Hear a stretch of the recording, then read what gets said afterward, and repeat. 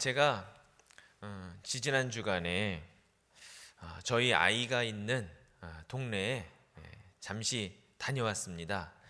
저희 딸아이가 지금 일본에 이제 1년 동안 교환학생으로 가 있거든요. 근데 그 일본에도 제일 북쪽에 있는 큰 섬이 있는데 홋카이도라고 북해도라고 부르죠. 그 북해도의 작은 중소도시에 살고 있습니다.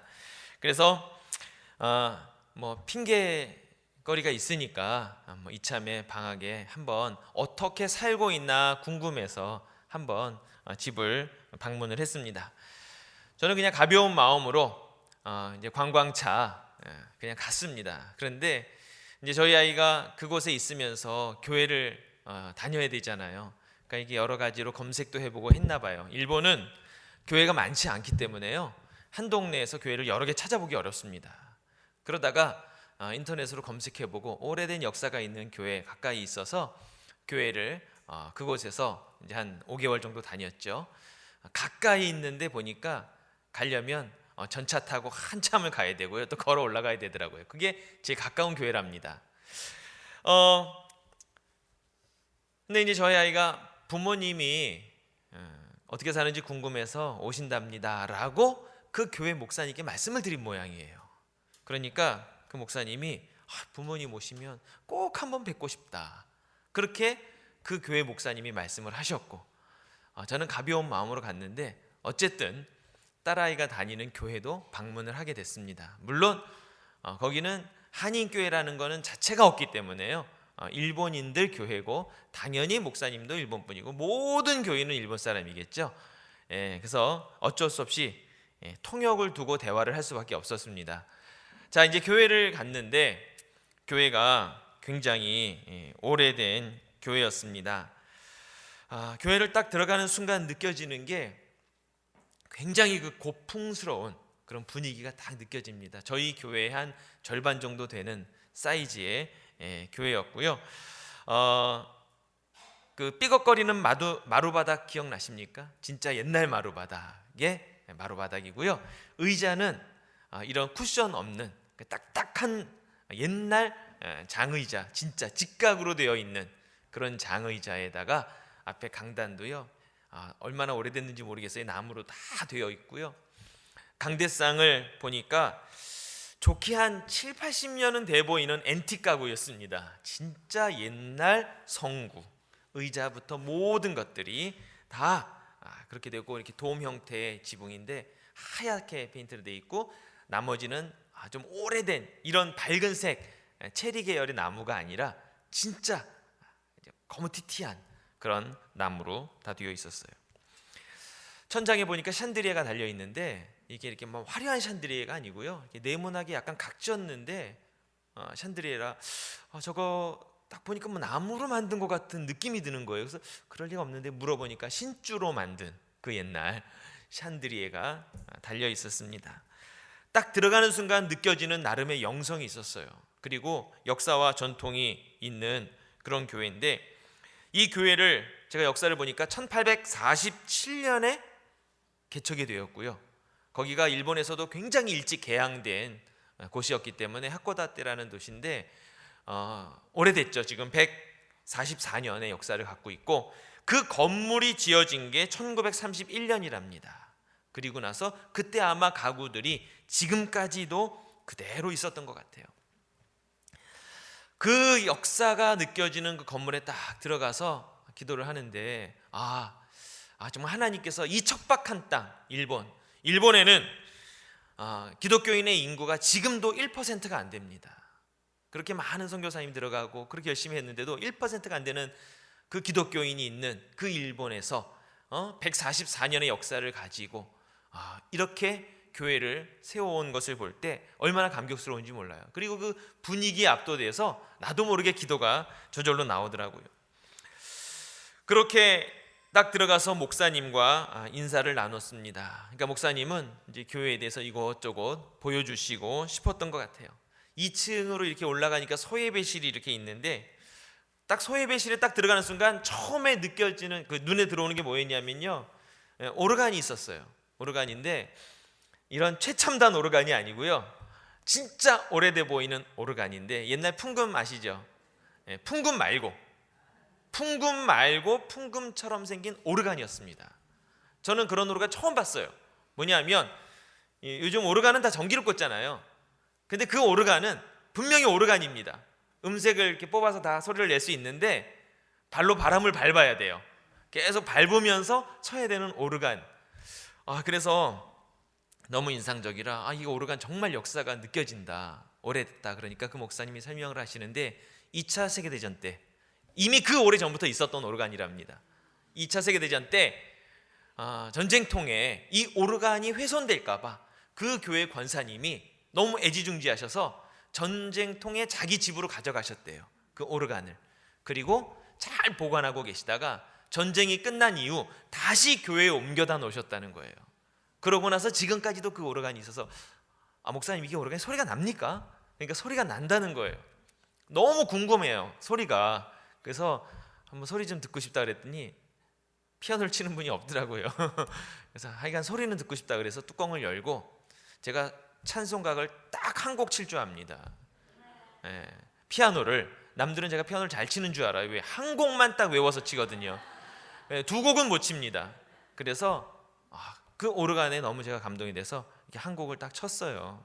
근데 소리가 너무 아름다운 거예요. 정말 7, 80년 넘은 100년도 넘어 보이는 그런 오르간이었습니다. 근데 찬송가를 치는데 옆에 그 목사님이 어느 누구도 이 오르간을 열어보자고 한 사람도 없고 구경하는데 교회에 와서 그걸 친 사람은 더더군다나 없다는 거예요. 그러면서 옆에서 같이 찬송을 부르시더라고요. 그분은 일본말로 부르시죠. 그때 너무나 정말 은혜가 되고 감동이 됐었어요.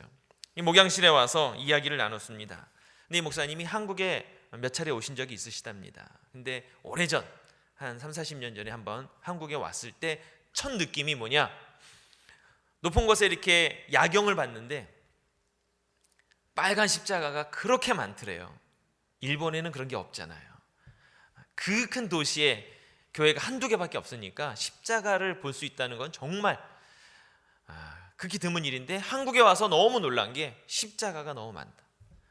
그러고 나서 10여 년 뒤에 다시 오신 것 같아요. 또 깜짝 놀라셨답니다. 그때는 어두운 거리에 십자가 불빛만 많았는데 한참 지나고 나서 한국에 다시 와보니까 네온 사인이 이렇게 많아졌는가. 거리가 전부 다 네온 사인으로 가득하더래요. 그런데 안타까운 건 십자가가 안 보이더라는 거예요. 그런 이야기를 하시더라고요. 그렇구나. 우리의 현실을 그대로 보여주는 그런 말씀이 아닌가 그런 생각을 해봤습니다. 우리가 보면 점점 모든 게 화려해지고 성장한 것 같고 나라는 점점 부강해지는 것 같은데 어쩌면 우리의 한국 교회의 전성기는 이제 과거의 역사로 남고 우리는 점점 뒷걸음질 쳐가고 있는 것은 아닌가 하는 그런 생각을 해봤습니다.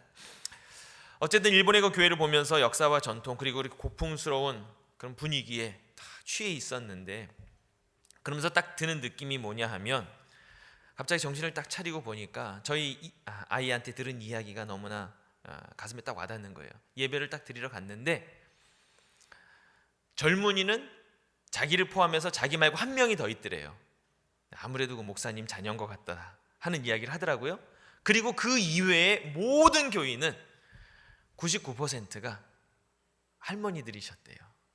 그런 걸 보면서 교회 분위기는 정말 이렇게 앤틱한 가구에 너무나 영성 있는 분위기였지만 그러나 그 안에 있는 구성원들이 젊은이들이 없는 것을 보면서 굉장히 안타깝다 하는 이야기를 했는데 그런 이야기와 목사님의 네온 사인 이야기를 듣는 게 딱 오버랩되면서 지금 이 교회의 모습이 혹시 한국 교회의 미래가 될까 봐 너무나 안타까운 마음을 가졌던 기억이 납니다.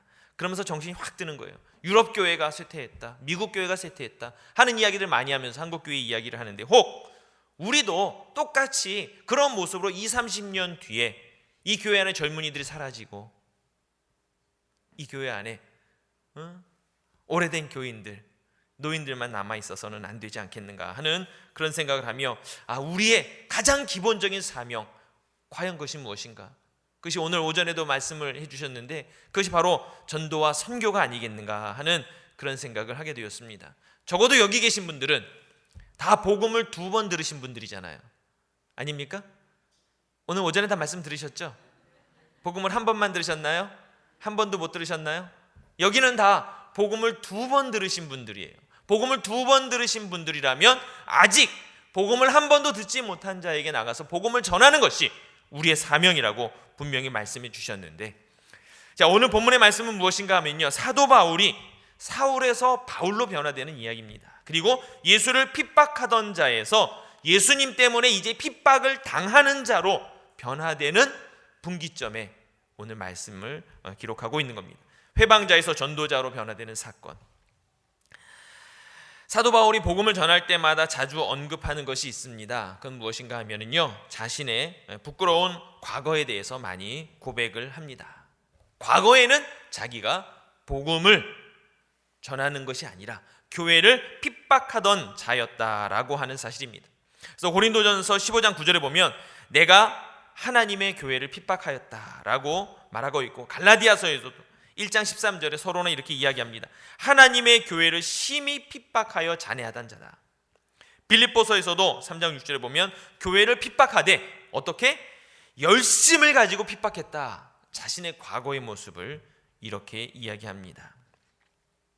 오늘 사도행전 읽은 9장 1절의 말씀을 보더라도 이렇게 말씀하고 있습니다. 사울이 주의 제자들에 대하여 여전히 위협과 살기가 등등하여 라고 말하죠. 이 바울이라고 하는 사람이 예수님을 만나기 이전에 어떤 모습이었느냐? 주의 제자들에 대하여 위협과 살기가 등등했다. 그러니까는 초대교회에는 가장 위협적인 인물이었다고 하는 사실입니다. 근데 또 놀라운 것은 이 사도 바울은 하나님을 정말 열심히 섬기는 사람이었습니다. 구약에 있는 성경 말씀을 전문적으로 공부했고 모세로부터 내려오는 전통을 철저히 지키려고 했던 아주 전형적인 유대인이었다고 하는 사실입니다. 사실 그것만 따지고 보면요, 하나님을 진짜 잘 섬기는 사람이에요. 그 율법 하나도 허투루 지키지 않았고요, 최대한 잘 지켰어요. 그러한 바울이 예수님을 바라볼 때 어떻게 바라보았느냐? 예수님은 그 당시에 바울의 입장에서 볼 때 가장 저주받은 사람 중에 하나였습니다. 결코 유대인들에게 있어서는 정말 따라서는 안 될 사람이죠. 왜냐?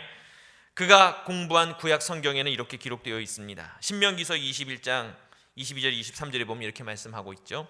사람이 만일 죽을 죄를 범함으로 내가 그를 죽여 나무 위에 달거든 그 시체를 나무 위에 밤새도록 두지 말고 당일에 장사하여 네 하나님 여호와께서 내게 기업으로 주시는 땅을 더럽히지 말라. 나무에 달린 자는 하나님께 저주를 받았습니다. 이 말씀을 공부한 바울, 그 당시는 사울이었겠죠. 그에게 있어서 그것도 로마의 처형장에서 나무에 달려 돌아가신 예수님은 하나님으로부터 저주받은 자가 분명하였을 것입니다.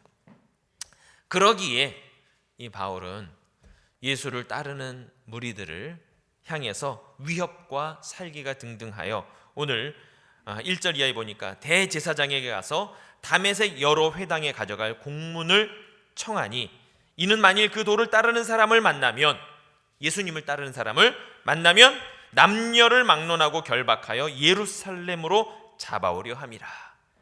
여기 보면요, 그 도를 따르는 사람, 예수님을 따르는 사람을 만나는데 어디서든지 남녀를 막론하고 누구를 만나든지 간에 만나면 잡아다가 예루살렘으로 잡아가도 좋다고 하는 공문을 예루살렘에 가서 청해서 그 공문을 받아서 이제 다메섹에 가는 길이었습니다. 여러분, 다메섹이 사실 그렇게 가까운 곳은 아니더라고요. 지도를 놓고 보면 예루살렘에서 다메섹까지가 약간 동북쪽으로 한 200km 정도 된다고 합니다. 200km면 걸어서는 얼마나 걸릴까요? 하루에 평균 얼마나 걷죠? 하루 행군을 하면 한 40-50km 행군합니다. 군인들이. 그렇죠? 말을 타고 간다고 하더라도 최소 한 2박 3일은 걸리고 걸어서 가면 한 4박 5일 정도 걸릴 수 있는 그 정도의 거리입니다. 그 거리를 무엇 때문에 갑니까? 예수님을 따르는 사람을 누구든지 만나면 그 사람을 잡아서 예루살렘으로 데려다가 그 사람들을 어떻게든지 구속하고 잡아넣고 형을 줘서 다시는 예수를 따르지 못하게 하려고 하는 그 형을 집행하러 가는 길입니다. 그 일을 위해서 200km를 달려가는 사람이었으니 얼마나 엄청난 열정을 갖고 있는 사람이었겠습니까? 결코 쉬운 일이 아니었지만 이 바울은 이것에 대한 철저한 사명감을 가지고 그 길을 나선 사람입니다. 3절에 보니까 사울이 길을 가다가 다메섹에 가까이 이르더니, 그러니까 벌써 거의 200km 가까이 간 겁니다. 다메섹 가까이 갔을 때 호련히 하늘로부터 빛이 그를 둘러 비치고 예수님께서, 부활하신 주님이 나타나셔서 그에게 이야기하십니다. 사울아 사울아 내가 어찌하여 나를 박해하느냐. 그때 사울이 묻죠. 주여 뉘시니이까? 나는 내가 박해하는 예수라. 너는 일어나 시내로 들어가라. 내가 행할 것을 내게 이를 자가 있느니라. 이러한 사건을 통해서 결국 사울이 부활하신 주님을 만나게 되는 것을 보게 됩니다.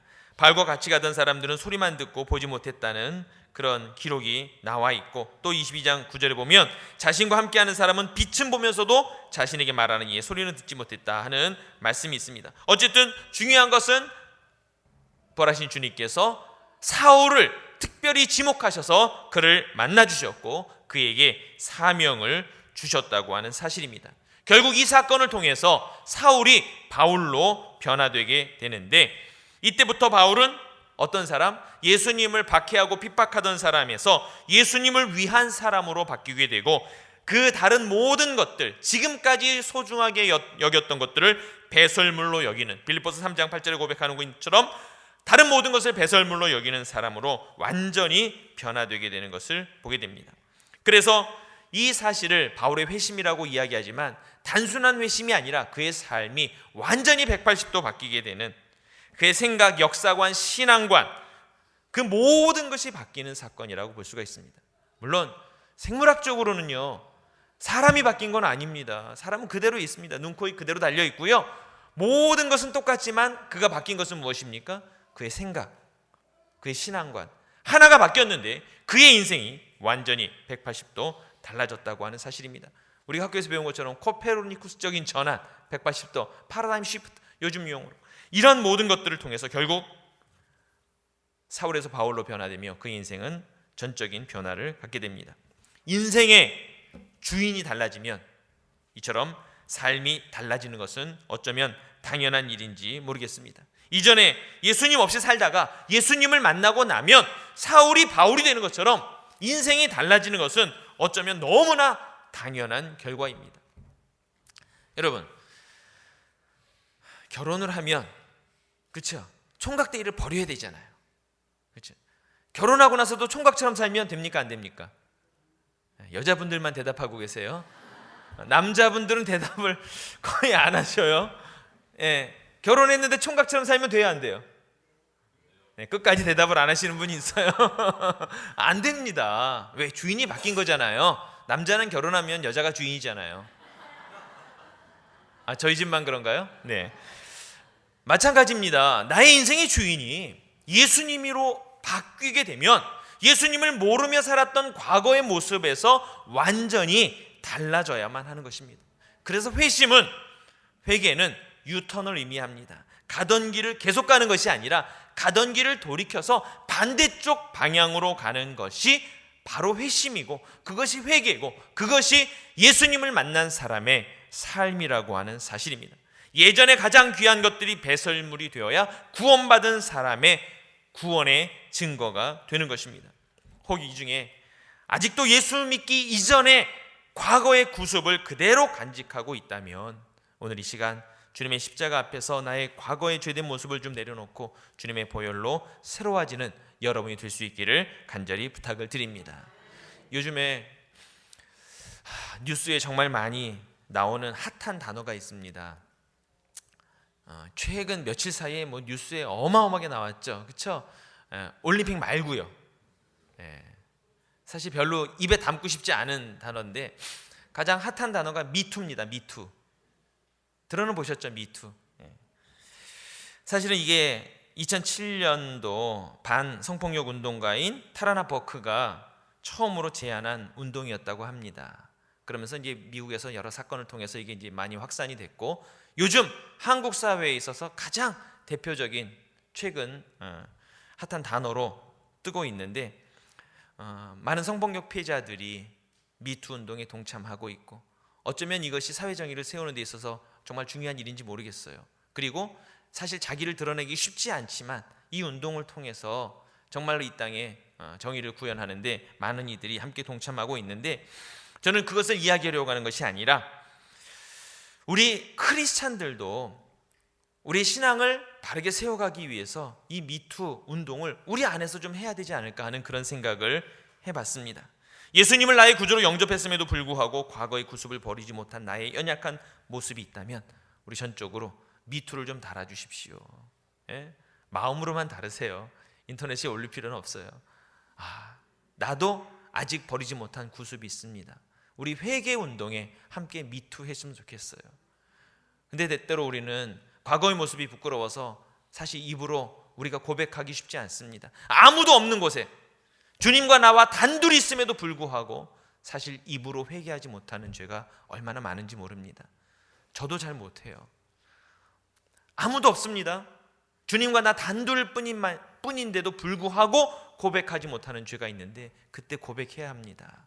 주님, 저의 부족하고 연약한 모습들, 과거의 나의 잘못된 모습들, 아직도 버리지 못한 나의 구습들 주님 앞에 내려놓습니다. 나의 죄를 회개합니다. 주님, 나를 정결케 하여 주옵소서. 함께 우리가 고백해야 합니다. 사도 바울은 자신의 과거의 죄된 모습들을 늘 편지를 쓸 때마다 서두에 기록합니다. 나는 과거에 이렇게 행악자였고, 나는 과거에 이렇게 회방자였고, 나는 과거에 이런 포악한 자였으나 예수 그리스도의 보혈로 말미암아 내가 사도가 되었노라 라고 고백하고 있는 이런 고백이 오늘 우리들에게 있어야 되지 않을까 하는 생각을 해봅니다. 또 하나, 전도운동에 우리가 미투를 외쳐야 합니다. 제가 말씀 준비한 거 어떻게 아시고 담임 목사님께서 오늘 오전에 미리 다 말씀해 주셨어요. 여러분은 어떤 사람입니까? 아니면 아무도입니까? 모든 사람입니까? 모든 사람에게 우리에게 전도의 사명을 주셨는데, 어떤 사람의 것으로 우리가 그것을 전가시켜서는 안 되는 겁니다. 우리 모두가 미투를 외쳐야 합니다. 선교사가 됩시다. 미투. 보내는 사람이 되겠습니다. 미투. 저는 물질로 후원하겠습니다. 미투. 적은 것이라도 기도의 후원자가 필요합니다. 미투. 저도 하겠습니다. 우리 모두가 다 함께 미투를 외치면서 이 일에 아무도가 아니라 모든 사람이 함께 동참하는 그런 사역에 우리가 힘을 써야 한다고 하는 사실입니다. 4월 1일 누구의 행사입니까? 4월 1일 누구의 행사입니까? 그 어떤 사람의 행사입니까? 아닙니다. 이 땅에 아직도 복음을 한 번도 듣지 못한 이들을 위한 행사겠고, 그리고 그들을 향해서 나아가야 할 복음을 2번 들은 우리 모두의 행사가 되어야 한다고 하는 사실입니다. 옆에 사람을 쳐다봐서는 안 되고 4월 1일 새생명 축제를 생각하면서 여러분 모두가 마음속에 미투를 외치셔야 됩니다. 미투. 저도 새 생명을 구원한 일에 동참하겠습니다. 제가 앞장서겠습니다. 제가 나갑니다. 주님, 나를 들어 사용하여 주옵소서. 우리 모두가 다 이러한 일로 회개운동과 전도운동에 있어서 함께 미투를 외치는 우리 개포교회가 되기를 간절히 부탁을 드립니다. 오늘 본문의 20절에 보니까 이런 말씀이 있습니다. 19절에 보니까 이제 사울이 부활하신 주님을 만나고 난 이후에 사흘 동안 눈도 멀고 먹지도 못하고 그러고 있다가 이제 아나니아를 만나서 그의 눈이 벗겨졌습니다. 비늘 같은 것이 벗겨지고 드디어 보게 되고, 19절에 보니까 음식을 먹음에 강건하여졌습니다. 그리고 나서 20절에 보니까 이런 단어가 제 눈에 확 들어왔습니다. 20절, 즉시로 각 회당에서 예수가 하나님의 아들이심을 전파하니. 드디어 음식을 먹고 힘을 내서 즉시로 한 일이 무엇이냐? 즉시로. 각 회당에서 예수가 하나님의 아들이심을 전파했다고 하는 사실입니다. 이것이 복음의 핵심인데, 이 복음의 핵심, 내가 만난 그 예수님이 하나님의 아들이신 그 사실을 그가 몸이 회복되는 순간 즉시로 나아가서 그 일을 했다고 하는 사실입니다. 이 부활의 증인으로서 사도 바울은 그가 몸이 회복되는 즉시 미투 운동에 동참했다고 하는 사실입니다. 전도하지 않으면 제가 방문했던 그 일본의 고풍스러운 교회처럼 건물은 역사와 전통을 간직하고 있으나 사람들마저도 역사와 전통만 가지고 있는 사람이 남을 그런 원로원 교회가 될지도 모른다고 하는 사실입니다. 우리가 전도하지 않으면 우리는 똑같은 역사를 반복할 수밖에 없습니다. 사도 바울이 부활하신 주님을 만나고 그가 회복되며 즉시로 한 일이 바로 전도였다고 하는 사실을 우리는 기억해야 합니다. 많은 사람들이 다 전도가 어렵다고 합니다. 사실 저도 어렵습니다. 근데 전도가 어려운 이유가 무엇일까? 정말 일주일 내내 곰곰이 고민해 봤습니다. 전도가 어려운 이유가 뭘까? 여러분, 전도가 어려운 이유가 뭡니까? 다 어렵다고 하시잖아요. 전도가 쉽다고 하시는 분. 물론 지난번 강사님이 전도 특강 오셔서 전도가 어렵단 말 절대 하지 말라고 그랬는데, 네. 전도가 어려운 이유는 딱 한 가지예요. 제가 지난번에 특강을 들으면서도 깨달은 사실입니다. 하지 않기 때문에 어려운 거예요. 너무나 당연한 일이라고 생각이 들었습니다. 얼마 전 어떤 TV 프로그램을 보는데요, 한 판매왕 있잖아요. 판매왕이 나와서 이제 성공 비결을 이야기하는 거였습니다. 근데 이 판매왕이 성공 비결을 이야기할 때 너무나 단순한 겁니다. 뭐냐? 내가 팔아야 될 물건을 딱 내가 받으면 그 물건에 대해서 연구를 한답니다. 이 물건에 대해서. 그러면 내가 이 물건을 판다. 그러면 이 물건에 매뉴얼을 놓고 매뉴얼을 처음부터까지 다 읽는 거예요. 그리고 이 물건의 특징, 장점, 단점 이것을 완벽하게 숙지를 하고 내가 이 물건을 직접 써보는 거예요. 써보고 나서 내가 이 물건에 대한 확신이 딱 쓰면 그때 나가서 판다는 거예요. 판매사원이 이런 확신을 가지고 내가 써보니 좋더라. 그렇게 물건을 팔면 물건이 잘 팔린답니다. 근데 내가 이 물건에 대해서 잘 몰라. 어떤 건지 기능도 몰라. 회사에서 만들었는데 좋다고 하대요. 이래 갖고는 물건이 안 팔리는 거예요. 근데 내가 써보니 이러이러한 점이 있더라. 이런 점은 불편하지만 다른 어떤 제품에도 이거보다 더 좋은 건 없다라고 해서 이 물건에 대한 모든 기능과 특장점을 완벽히 숙지를 하고 그것을 확신을 가지고 나가서 팔면 판매왕이 될 수 있다는 거예요. 저는 그것을 보면서 무릎을 쳤습니다. 전도가 어려운 이유가 바로 여기 있구나. 우리가 연구하지 않으니까 판매왕이 못 되는 거예요. 전도왕 다른 거 없습니다. 전도를 많이 하시는 분이 전도왕이 되는 거예요. 전도를 해보지 않으면 당연히 잘할 수 없는 겁니다. 우리가 복음을 전하기 위해서 여러분 복음에 대해서 얼마나 많이 연구하고 공부하셨나요? 매뉴얼 다 숙지하셨나요? 예? 매뉴얼 어디 있습니까? 하나님의 말씀에 있잖아요. 이 말씀을 얼마나 여러분은 숙지하고 공부하고 암기하고 계십니까? 그리고 여러분이 얼마나 신앙생활에 있어서 그것을 여러분이 충분히 자신 있게 설명할 수 있도록 여러분이 얼마나 신앙생활에 깊이 있게 빠져 있고 여러분이 얼마나 열심히 기도하고 여러분이 얼마나 섬기고 봉사하며 구제하고 여러분의 신앙생활에 여러분이 최선을 다하고 있습니까? 1993년 미국 콜로라도 대학 심리학 교수인 앤더스 에릭슨 입장에서 굉장히 유명해진 그의 논문에 나왔던 그 1만 시간의 법칙이라는 게 있잖아요. 1만 시간의 법칙. 어떠한 분야의 전문가가 되려면 1만 시간이 필요하다는 거예요. 여러분 1만 시간이 아무리 계산해봐도 결코 짧은 시간이 아닙니다. 1만 시간.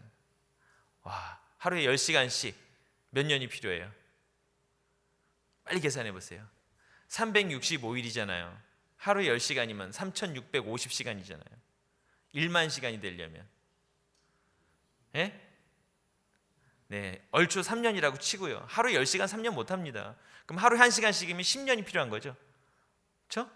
30년이 어마어마한 시간을 들여야 하는데 여러분 세상에서 한 분야의 전문가가 되려고 해도 1만 시간이 필요하대요. 여러분 전도의 전문가가 되려면 여러분 신앙생활에 1만 시간 투자하셔야 됩니다. 결코 여러분 너무나 전도를 쉽게 생각해도 안 되지만 어렵게 생각해도 안 돼요. 그러나 제일 중요한 거는 시작은 어디냐? 즉시라고 하는 단어로부터 시작된다는 거예요. 땅끝이 어디냐? 오늘 목사님 말씀하셨어요. 어디예요? 땅끝이 발끝이라고 그랬죠. 1만 시간은 어디서부터? 즉시 이 시간부터 그 1만 시간이 시작된다고 하는 사실입니다. 기도와 말씀, 전도에 우리가 지금으로부터 시작해서 1만 시간을 투자하면 됩니다. 여러분 앞으로 살 날이 많습니다. 예? 점점 수명은 길어지고요, 우리가 전도할 대상은 점점 많아집니다. 이 땅에 크리스찬의 숫자가 점점 줄어들죠. 안타깝지만 거꾸로 우리가 전도해야 될 대상이 점점 많아지고 있다고 하는 사실입니다. 내가 복음의 진수를 전할 능력과 언변이 없다면, 지식이 없다면, 그렇다면 어떻게 해야 될까요? 아직 1만 시간을 못 채워서 나에게 그만큼의 능력이 없다면 빵이 있는 곳이라도 알려줘야 합니다. 그렇죠? 여러분이 빵을 만들어줄 수는 없잖아요. 그래서 목사님의 설교를 권하는 것이 저는 전도할 때 가장 좋게 많은 효과를 봤거든요. 우리 목사님에 대해 자랑하는 것만큼 좋은 게 없어요. 근데 그것도 제가 해보니까 잘하시는 분이 있어요. 어떤 분이 잘하는지 아세요? 설교를 많이 들은 분이 잘하시더라고요. 여러분 시대가 좋아서 여러분 핸드폰만 켜시면, 혹시 잘 안 되시면 자녀들한테 다 물어보세요.